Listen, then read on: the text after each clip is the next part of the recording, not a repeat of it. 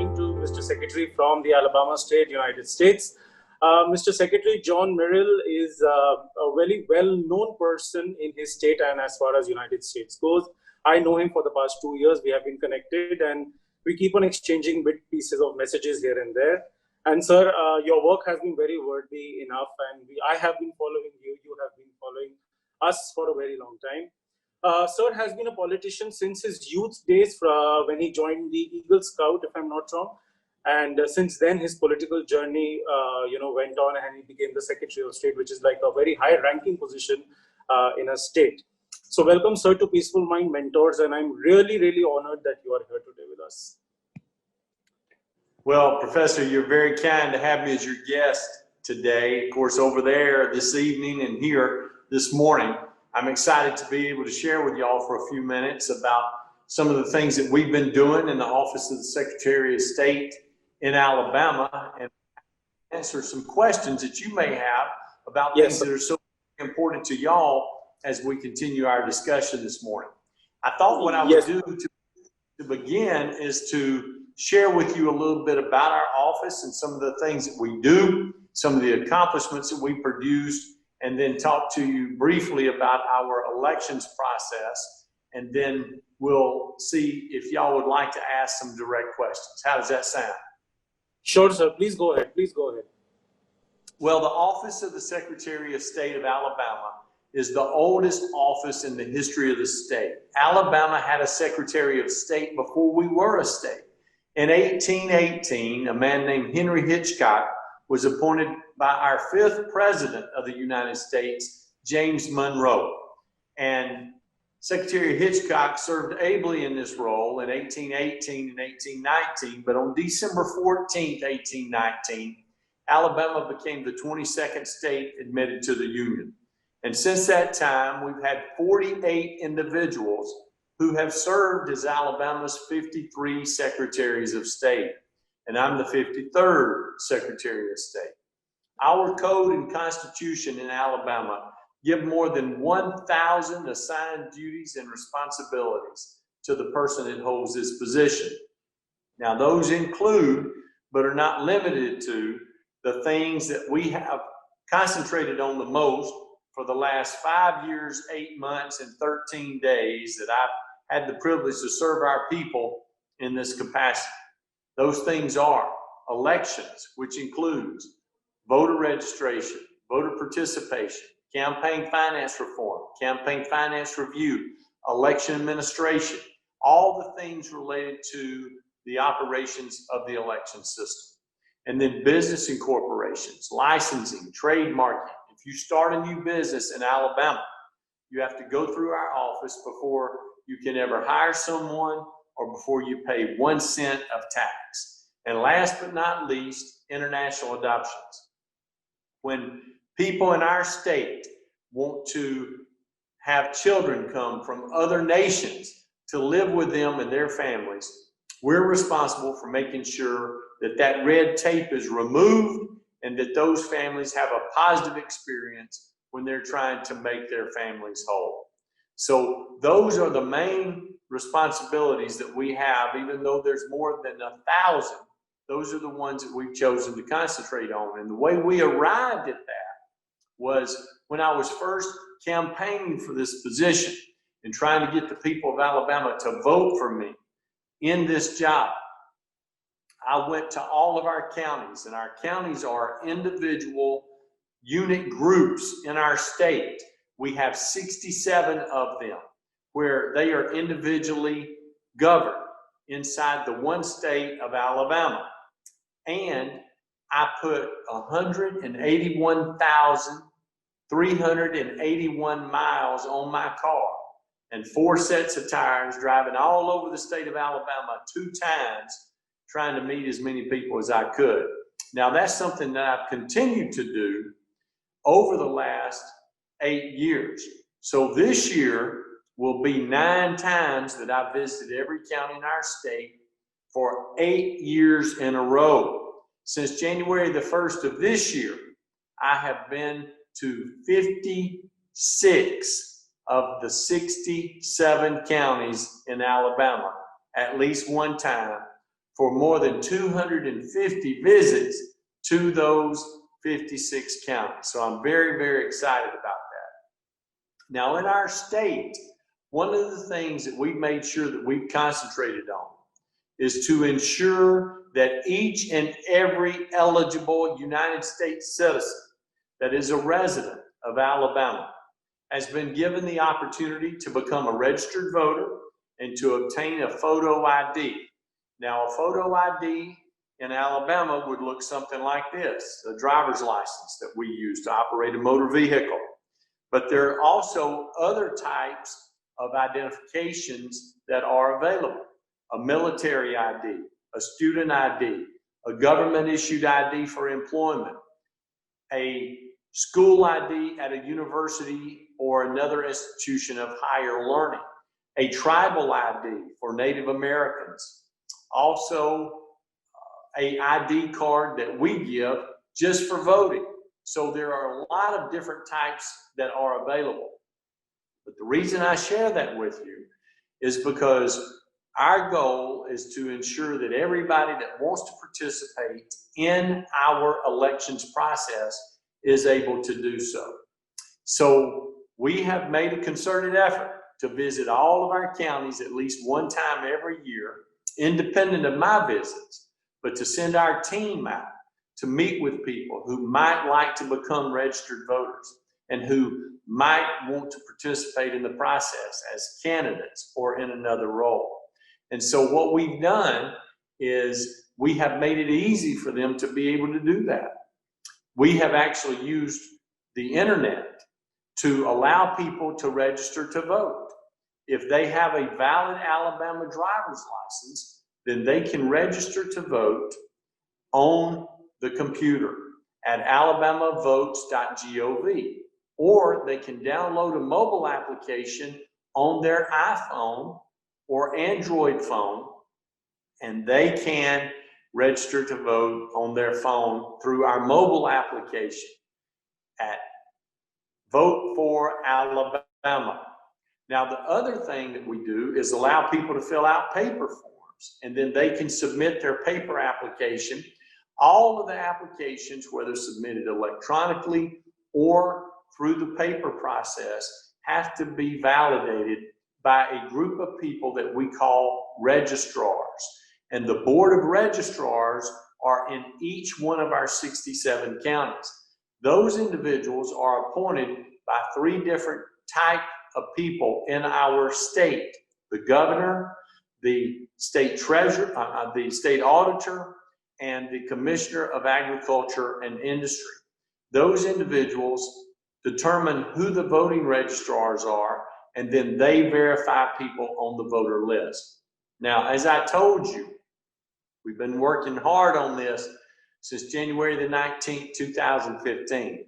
And since January the 19th, 2015, we have registered 1,662,549 new voters in the state of Alabama. We now have a state record 3,663,426 registered voters in Alabama. If you compare Alabama to the other 49 states, New York, California, Illinois, Florida, Georgia, Mississippi, no state in the union has done as much as we've done to improve voter registration numbers in the same period of time. 96% of all eligible African Americans are on our voter rolls. 91% of all eligible white Alabamians are on our voter rolls. And 94% of the people who live in our state who are eligible to vote are registered to vote in Alabama. We are very, very proud of that. You also need to know that we have removed more than 982,000 people from the voter rolls, because those people have moved out of our state. In some instances, they have passed away and died. And in other instances, they've been convicted of a crime which has cost them their right to participate as contributing citizens. And so they're no longer eligible to vote. Whenever that happens, those people need to come off the voter rolls. Now, we have the photo ID requirement, as I mentioned to you earlier, similar to the driver's license that I showed you earlier. But we have some people, most of them are not from Alabama, but from other states, who push against what we're trying to do, because this is a security mechanism, only allowing people who should vote to be able to vote. But some people say it's very difficult for people to vote if they don't have IDs. Well, I'm fond of saying that those people are entitled to their own opinion, but they are not entitled to their own facts. So what are the facts? Facts are that in the last 6 elections that we've had, we have broken every record in the history of the state for us to have our people go to the polls. So each time in the similar election, we have broken the record for participation. And we'll do that again in 32 days when we vote for President of the United States Senate, United States Congress, and other local races that will be on our ballot. I'm very, very proud of that. We work really hard to make sure that our people are able to have their needs met. Now, when it comes to voting on November the 3rd, all 1,980 polling sites in the state of Alabama will be open on Election Day. However, some people would prefer not to vote in person because of the coronavirus, or because of other things related to COVID-19, or because they're going to be out of town. And so if they're not voting in person, then those voters are able to vote through a process that we call the absentee voting process. That opportunity for those people to vote is one that has to be done either in person, where they go to a particular location, typically at the courthouse, which is where local government activities occur in each county, and present their credentials, fill out the paperwork, and they're able to vote in person prior to Election Day. We have 27 days remaining for that to occur before the election. And if someone is not able to go to the courthouse and vote absentee in person, then those individuals are able to solicit an absentee ballot application by downloading it from our website at alabamavotes.gov, or contacting their local county official and having a absentee ballot application mailed to them so they can complete it, return it by mail. A ballot will be mailed to them, then they can complete the ballot, they can follow the directions on the application, return it to that local official, and then their vote will be counted through the mail on November the 3rd. So we are just trying to make it very easy to vote and very hard to cheat in Alabama. So if you have questions about our process, if you have questions about things that are going on in our nation today, if you have questions about the president, I would be delighted to answer those. As a matter of fact, one of the things that I'll show you is that I have had the opportunity on 6 or 7 different occasions to be able to meet the president. And this is a picture. Let's try to get it close for you to be able to see, of President Trump and of my wife and I when we had a chance to meet him a few years ago. So if you have questions, I would love to answer them. And at this time, Professor, I'll turn it back over to you. First of all, thank you, Mr. Secretary. It was actually very enlightening. And definitely when it reach out to more people through us on our platforms, we will have more insight into the new election processes and new mechanisms. I have one or two questions, and then I will pass on to one of our moderators. He also has few questions. So what is your mandate for 2020 elections? Well, our agenda is just simply to make sure that we have a successful administration of the election, because I am not a candidate on the ballot this time, because my term is 4 years. I'm 2 years into my second term. So we want to make sure that everybody gets to vote, and just one time, so their voice can be heard and their vote can be counted. Okay. And one personal question I wanted to ask you, did you always wanted to be a politician, or it just happened by sudden? That's a great question. I've always wanted to be a politician, and I've always wanted to be the Secretary of State where I am today since I was 14 years of age. And so I began to work toward that goal when I was in elementary school, when I was in high school, when I was a student studying at the University of Alabama, where I had the opportunity to become president of the Student Government Association, our student body. Then I began working in our community. I was elected to the Alabama legislature in 2010. I served one term. I ran for and was elected to become Alabama's Secretary of State in 2014.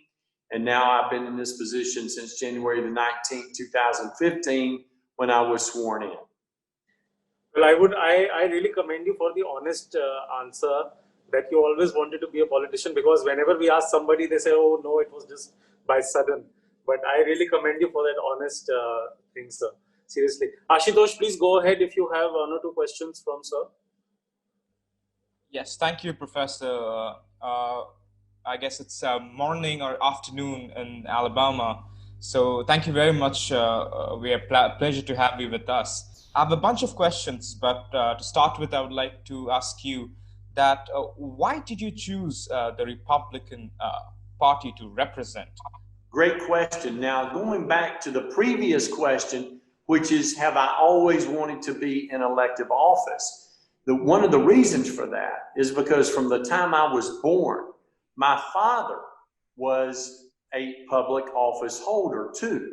He was a local circuit clerk who worked with the courts, and then he was the local probate judge in our county. So he was in charge of the election system.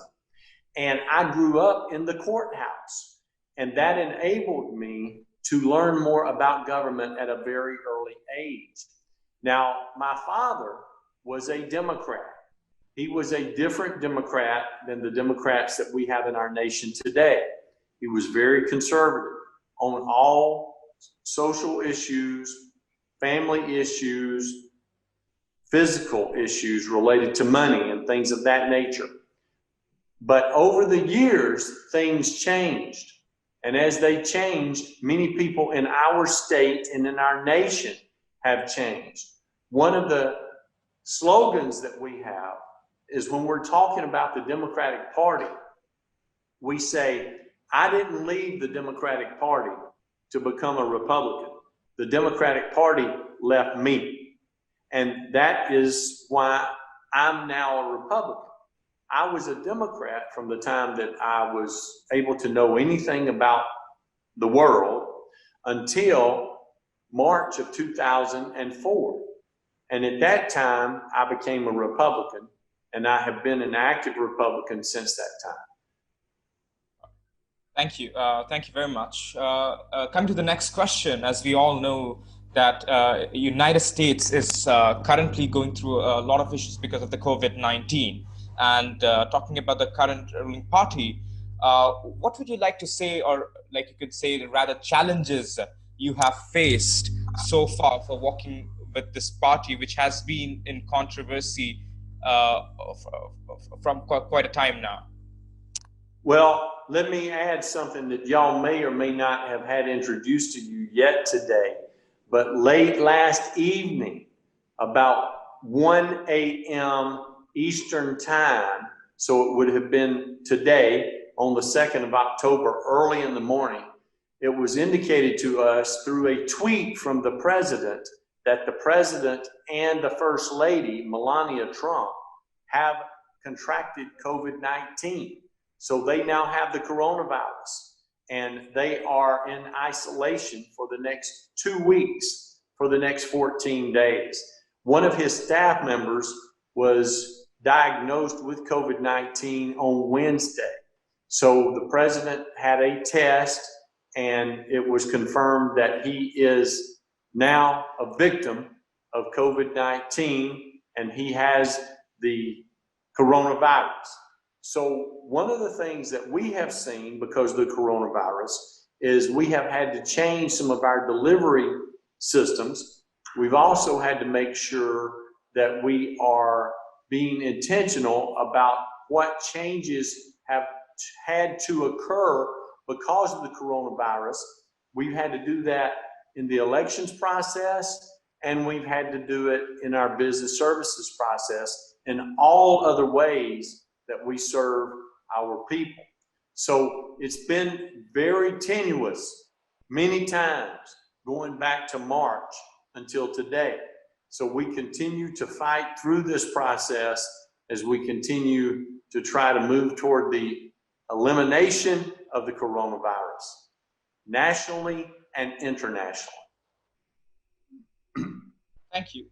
Thank you. Just a follow-up question, which I wanted to ask you, is that if you see starting from the 2017, when President Donald Trump was elected to be the president of the United States of America, from that time to this time, what issues or challenges, or rather you can also say benefits, you have you have faced from that time to this time, politically asking? Well, there have been a number of challenges that have been introduced, most notably challenges that we've seen in the courts from the liberal Democratic faction of our government and of those activists that associate themselves with the Democratic Party. There are many laws that have been made in our state and in our nation that they disagree with. And instead of trying to change the laws, they've tried to encourage liberal federal judges, liberal state judges, and liberal local judges to intervene on their behalf and to keep us from being able to do what we need to do with our laws by asking the judge to make a ruling that would change the law without it being done through the legislative process. That's been a major frustration and a major point of contention for us since President Trump took office January the 20th, 2017. Thank you. Thank you very much. I will just go with, I'm really sorry to take you a lot of time. I'll just go with the last two questions, and I'll then move forward with the audience. My second last question is, like, as we all know, that education and health sector are one of the two main things you can see at the very moment because of the COVID-19 and how the education is affected globally. As you are the Secretary of State for Alabama and also currently running for the United States Senate from Alabama, what will be, how can we see the new Alabama, which we are talking about? What will we see that the new Alabama has to offer?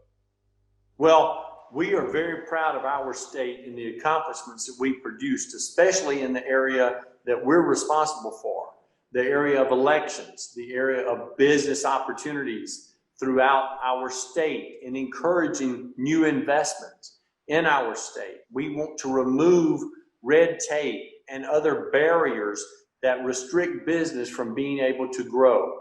We also want to make sure that people understand there are no obstacles for anyone in our state to participate in our electoral process. So anytime that we see those things, we work extraordinarily hard to make sure those things are removed.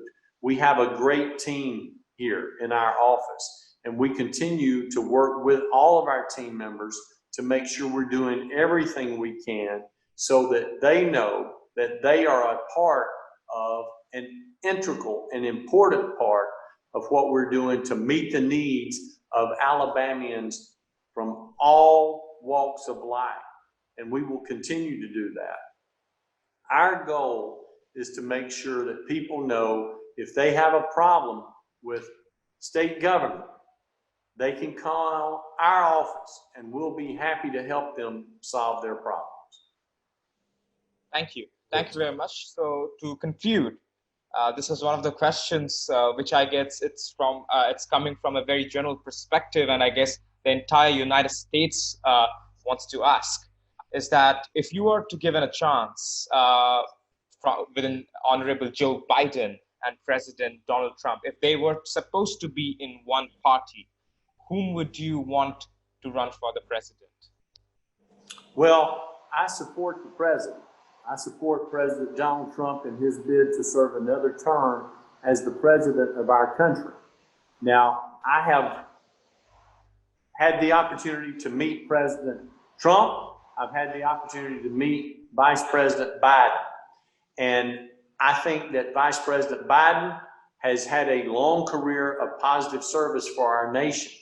But when it comes to solving the problems that exist in our nation, in our world today, I think it's very clear that the president is better prepared and better positioned to be more effective as the leader of the United States of America than Vice President Biden is. Thank you. Thank you very much. I would like to take it up to the audience. And personally, it's been an honor to talk with you. And I'm looking forward to see you in person in Alabama when I'm visiting US next time. Thank you very much. Thank you, my friend. Yes, anybody has a question? First of all, sir, it's a great honor to listen to your views on various subjects and how your journey has shaped up since the last few years and to where it has been led off now. My question to you is, in terms of how United States is progressing towards climate change, how do you think the future holds for US to contribute to other nations around the world in terms of climate change action, and how it can lead the way, especially since the most important slogan which we always hear is making America great again. So how do you plan to go about it? Well, look, this is a great question, and I think there's a lot of confusion about climate change because the Democrats and the liberal interest in our nation continue to use this as a divisive issue.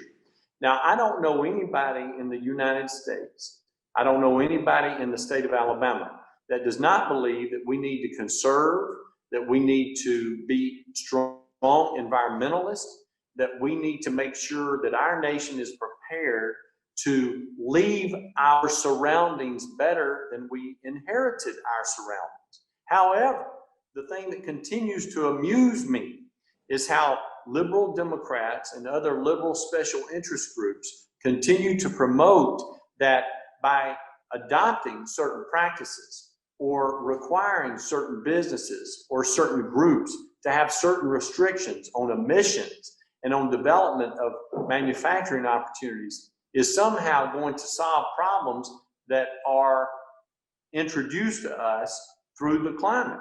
Because apparently they think we live on an island in an isolated area where there are no atmospheric conditions that change, because things that happen in India, things that happen in China, in Japan, in Russia, in Slovakia, all across the world, that those things will not be introduced to us.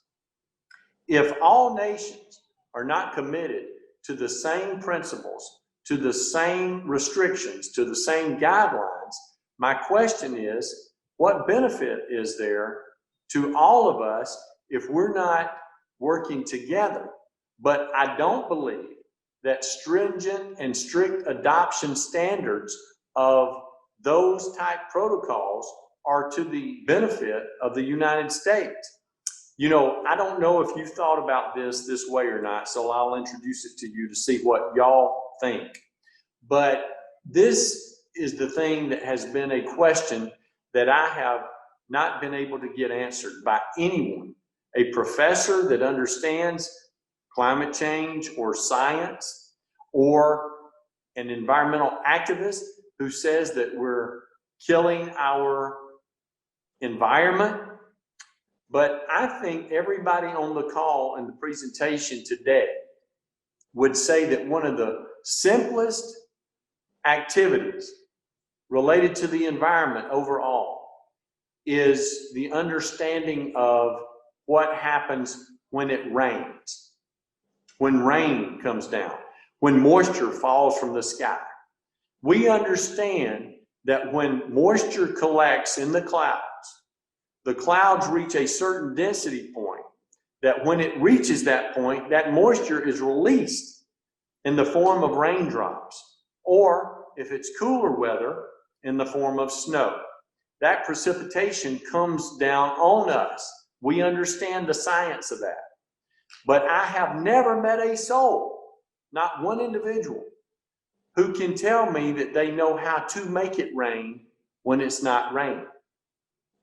So my question is, if you can't tell me how to make it rain, and that's the simplest thing we know about the environment, how can you tell me that you can change the ozone, that you can stop the sun from shining a certain way, that you can change the impact because of all the emissions that occur? When you can tell me how to make it rain, I'll be listening. I guess it's a very good point which you pointed it out, and the amount of investment which is going into research and development today has to be increased multifold in order to get the answers to the questions which you posed. So thank you so much, sir. So we conclude the session, sir, today, and thank you for your time so much. I know you're very busy because of the elections. I would be communicating you via mail. We will be sending you something like a token of a gift from us to be on our show. And it's really an honor to see you, sir. I keep on seeing your work. We meet each other virtually. The next session is going to be on the 20th of October with the president of Kiribati. Again, he's going to take up the topic of climate change, and this question I will definitely ask him what Secretary John has told today. So thank you, sir. Thank you so much. We wind up the session, and goodbye. Take care. Be safe. Thank you. Thank you so much. Bye, sir.